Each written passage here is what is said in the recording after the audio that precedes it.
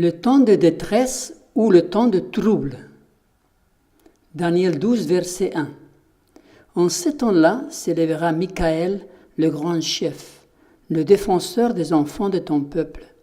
Et ce sera une époque de détresse telle qu'il n'y en a point eu de semblable depuis que les nations existent jusqu'à cette époque.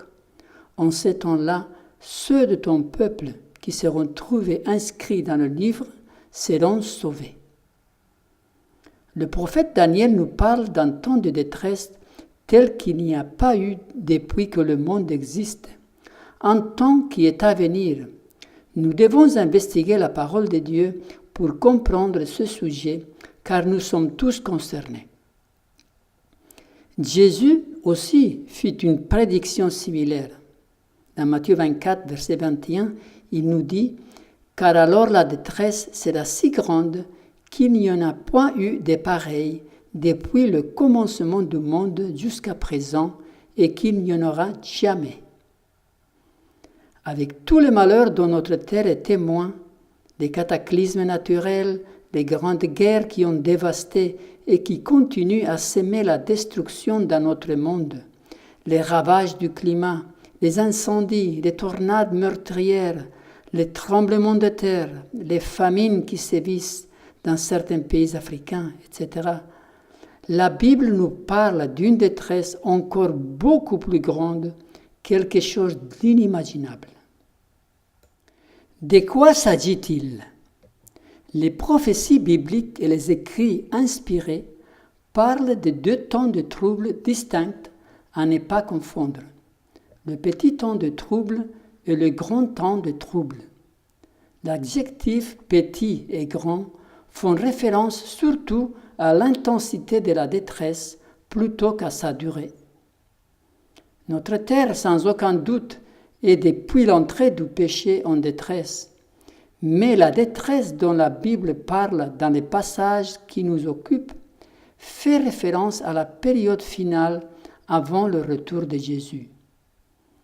Nous allons d'abord placer ces deux périodes dans la chronologie des derniers événements. Deux événements distincts vont déclencher ces deux périodes de détresse. Le premier événement sera la loi du dimanche et le deuxième, la fin du temps des grâces, quand Jésus quittera son poste d'intercesseur en tant que souverain sacrificateur dans le sanctuaire céleste. Le petit temps de trouble. La loi du dimanche précédera la ruine nationale des pays qui vont adopter cette loi. Prendre une position ouverte contre la loi de Dieu et contre son peuple est intolérable pour le ciel. La ruine socio-économique, les désastres naturels qui vont s'ensuivre manifesteront le désaccord de celui-ci. Ce petit temps de trouble sera encore modéré par le ministère d'intercession de Jésus dans le sanctuaire céleste. Le peuple de Dieu sera en train de donner le grand cri, le dernier avertissement au monde, la dernière opportunité pour les hommes de trouver un refuge auprès de Dieu et de s'approprier du salut qui leur est offert. Cette période appelée petit temps de trouble va peut-être durer entre 2 ou 4 ans. Nous ne savons pas précisément, mais elle sera plus longue que le grand temps de trouble. Ce temps est petit par comparaison en intensité. Tout au long de l'histoire, le peuple de Dieu fidèle a dû faire face aux persécutions de la part du dragon, symbole de Satan. Pendant le Moyen Âge, le dragon donna sa puissance à la bête, la papauté, et les persécutions furent cinglantes. Selon les historiens, plus de 50 millions de personnes périrent à cause de leur foi. Il en sera de même vers la fin de l'histoire de notre terre. Cette fois-ci, le ciel interviendra. Ceux qui voudront lutter contre Dieu et sa loi verront leur plan contrecarré.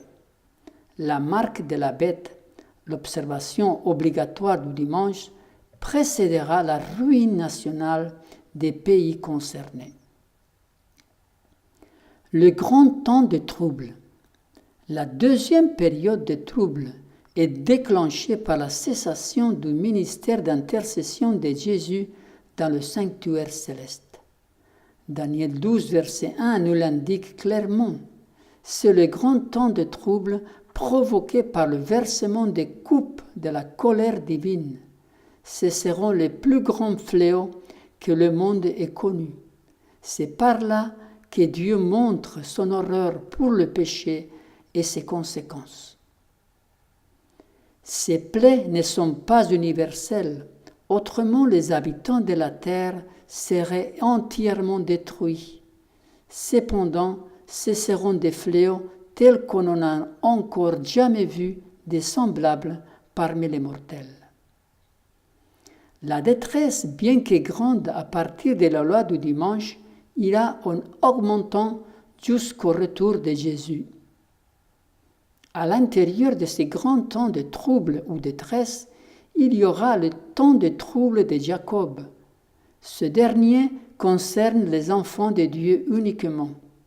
Ils seront condamnés à mort parce qu'ils refuseront de se soumettre aux lois humaines en opposition à la loi divine, en particulier l'observation du sabbat au lieu du dimanche. Ils seront donc soumis à une grande détresse en attendant le jour de la mise à exécution du décret des morts. L'Église du reste sera plongée dans l'épreuve et la détresse. Ceux qui gardent le commandement de Dieu et la foi de Jésus éprouveront la colère du dragon et de son armée. Il a obtenu le contrôle des églises apostates, mais voici un petit groupe résiste à sa domination. S'il pouvait les faire disparaître de la surface de la terre, son triomphe serait complet. Comme il a influencé les nations de la terre afin de les amener à détruire Israël, ainsi, dans un proche avenir, il soulèvera les puissances maudites de la terre pour détruire le peuple de Dieu. Le grand temps de trouble sera d'une durée moindre que le petit temps de trouble. D'après les indications prophétiques, peut-être 2 ans. De toute manière, cette période ne pourra pas être longue, car personne ne survivrait à l'épreuve. Jésus nous a dit, « Et si ces jours n'étaient abrégés, personne ne serait sauvé. Mais à cause des élus, ces jours seront abrégés. » Que pouvons-nous faire pour nous préparer pour ces grands temps de trouble? Tant que notre souverain sacrificateur Jésus officie dans le sanctuaire céleste, nous avons le privilège de nous procurer un abri pour être protégés pendant le temps de trouble. Dieu a un signe ou une marque, c'est le sabbat du 4e commandement. Pour honorer Dieu, nous devons respecter ses commandements et ses lois, et le 4e commandement en fait partie. Nous devons trouver un refuge divin dans ces temps d'épreuve. Aucune structure humaine ne pourra résister. La société telle que nous la connaissons aujourd'hui ne sera plus opérationnelle. Les fléaux seront d'une telle ampleur que les gouvernements seront incapables d'y faire face. Les services d'urgence des hôpitaux seront débordés, les pompiers dépassés. Nous ne pouvons pas l'imaginer. En plus des coupes de la colère divine, il y aura des guerres, des conflits et des famines partout. Le tableau n'est pas beau à contempler. Les guerres feront rage au cours des dernières scènes de l'histoire de notre terre. Des épidémies, de terribles fléaux et des famines désoleront le monde. Les eaux des profondeurs provoqueront des inondations. Le feu et l'eau s'allieront pour détruire les richesses et les vies humaines. Nous devrions nous préparer à entrer dans le palais que le Christ réserve à ceux qui l'aiment. Si nous n'avons pas reçu le sceau de Dieu pendant le petit temps de détresse, notre sort ne sera pas enviable, car les coupes de la colère divine s'abattront sur nous sous une forme ou sous une autre. Et j'ai entendu une voix forte qui venait du temple et qui disait aux 7 anges, « Allez et versez sur la terre les 7 coupes de la colère de Dieu. » Le premier alla et il versa sa coupe sur la terre, et un ulcère malin et douloureux frappa les hommes qui avaient la marque de la bête et qui adoraient son image. Ce verset nous dit clairement que les fléaux s'abattront sur ceux qui ont la marque de la bête, c'est-à-dire qui honorent le dimanche. Pendant que nous avons l'opportunité, nous devons chercher à avoir le sceau de Dieu sur nos fronts. Comment peut-on avoir le sceau de Dieu sur nos fronts? Le sceau de Dieu n'est pas quelque chose d'arbitraire que l'on puisse se procurer par soi-même. Puisque ce sont les anges de Dieu qui apposent ces sceaux, il doit correspondre à des critères bien précis. Dans le chapitre 14 d'Apocalypse, des indications précises nous sont données. Ce sont ceux qui ne se sont pas souillés avec des femmes, car ils sont vierges. Ils suivent l'agneau partout où il va. Ils ont été rachetés d'entre les hommes, comme des prémices pour Dieu et pour l'agneau. Et dans leur bouche, il ne s'est point trouvé des mensonges, car ils sont irrépréhensibles. Ceux qui recevront le sceau de Dieu sur leur front seront irrépréhensibles, c'est-à-dire parfaits, sans défaut ni péché connu.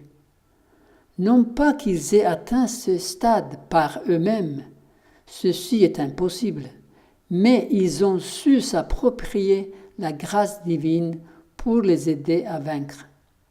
Par la foi, ils auront la victoire sur le moi, sur la chair et sur ses convoitises. Voici 7 promesses pour les vainqueurs. Les promesses divines sont pour ceux qui vaincront. Dans le livre de l'Apocalypse, dans les messages aux églises, nous pouvons voir que chacune de ces églises reçoit une promesse différente pour ceux qui vaincront. À celui qui vaincra, je donnerai à manger de l'arbre de vie qui est dans le paradis de Dieu. Celui qui vaincra n'aura pas à souffrir la seconde mort. À celui qui vaincra, je donnerai de la manne cachée et je lui donnerai un caillou blanc, et sur ce caillou est écrit un nom nouveau que personne ne connaît si ce n'est celui qui le reçoit. À celui qui vaincra et qui gardera jusqu'à la fin mes œuvres, je donnerai autorité sur les nations. Celui qui vaincra sera revêtu ainsi des vêtements blancs. Je n'effacerai point son nom du livre de vie, et je confesserai son nom devant mon Père et devant ses anges. Celui qui vaincra, je ferai de lui une colonne dans le temple de mon Dieu, et il n'en sortira plus.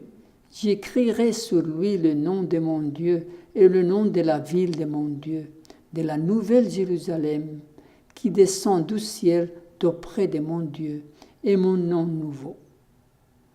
C'est lui qui vaincra, je le ferai asseoir avec moi sur mon trône, comme moi j'ai vaincu, et je me suis assis avec mon Père sur son trône. Dieu attend de nous la victoire, mais comment l'obtenir? Le plan de Dieu est de nous délivrer du péché et non pas dans le péché. Méfiez-vous des prédicateurs qui prêchent un évangile à bon marché. Un évangile où l'homme n'a rien à faire si ce n'est de croire. C'est un faux évangile. C'est l'évangile du diable qui promet un paradis gratuit, mais qui, en réalité, est en train d'embellir le chemin de la perdition. C'est lui qui aboutit à la deuxième mort, la mort éternelle. La confession, la repentance, le pardon, l'humilité sont des éléments essentiels si nous voulons trouver grâce auprès de Dieu. Il nous faut naître de nouveau. Une nouvelle naissance se manifestera non seulement par de nouvelles idées, mais par de nouvelles actions, par une vie transformée, par un abandon des anciens penchants et habitudes mauvaises. L'idéal que Dieu propose à ses enfants est élevé au-dessus de toute pensée humaine. Vous serez donc parfaits comme votre Père céleste est parfait. Cet ordre renferme aussi une promesse. Le plan de la rédemption prévoit notre affranchissement complet du pouvoir de Satan. Dieu ne peut être honoré que lorsque nous, qui professons croire en lui, sommes semblables à son image. Nous devons présenter au monde la beauté de la sainteté, et nous ne pourrons passer les portes de la sainteté de Dieu qu'avec un caractère parfaitement semblable à celui du Christ. Si, en nous confiant en Dieu, nous tendons à la sanctification, nous la recevrons. Alors, comme témoins du Christ, nous devons faire savoir au monde ce que la grâce de Dieu a œuvré en nous. La grâce de Dieu en Jésus-Christ est le fondement d'espérance du chrétien, et cette grâce se manifeste par l'obéissance. Il est bien logique de penser que le grand conflit entre le bien et le mal, comme tout autre conflit d'ailleurs, finira d'une manière tragique. Mais en ce qui concerne notre sort individuel, il peut en être autrement. Cela dépend de nous. Il est entre nos mains. Dieu nous a révélé l'issue du conflit et comment nous y préparer. Demandons-lui la foi pour y croire et pour lui faire confiance quant aux moyens prévus pour nous délivrer de toutes nos détresses, les petites et les grandes, et aussi du temps de détresse qui viendra sous le monde. Invoque-moi au jour de la détresse, je te délivrerai et tu me glorifieras.